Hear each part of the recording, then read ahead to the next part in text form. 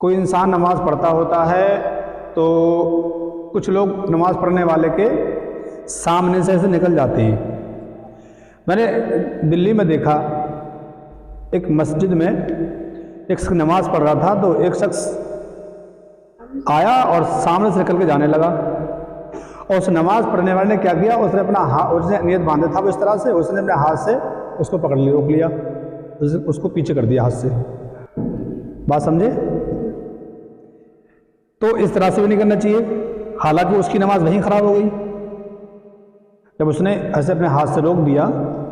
کیوں روکا اس نے؟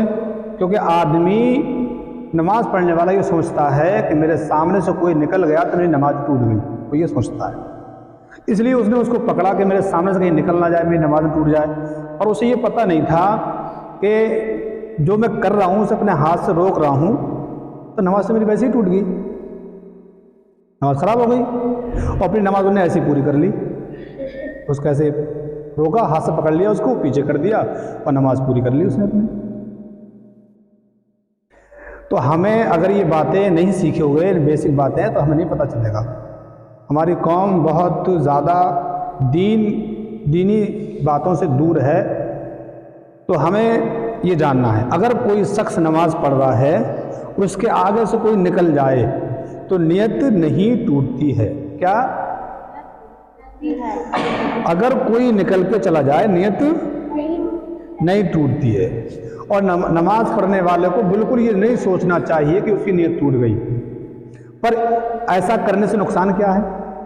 اگر کوئی نماز پڑھنے والے نمازی کے سامنے سے گزر گیا، نکل گیا، تو جو نکلے گا اس پہ نکلنے کا گناہ ہے، جو نکلتا ہے وہ گنہگار ہوتا ہے۔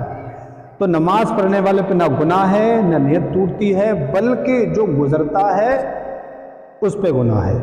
تو لہذا نماز پڑھنے والے کے سامنے سے بالکل نہ نکلیں، نہ گزریں۔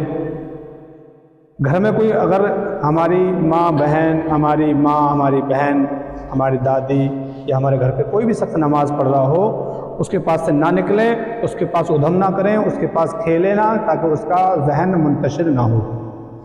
بات سمجھ آ گئی کہ نماز پڑھنے والے کے سامنے سے گزرنا گناہ ہے اور نیت نہیں ٹوٹتی ہے۔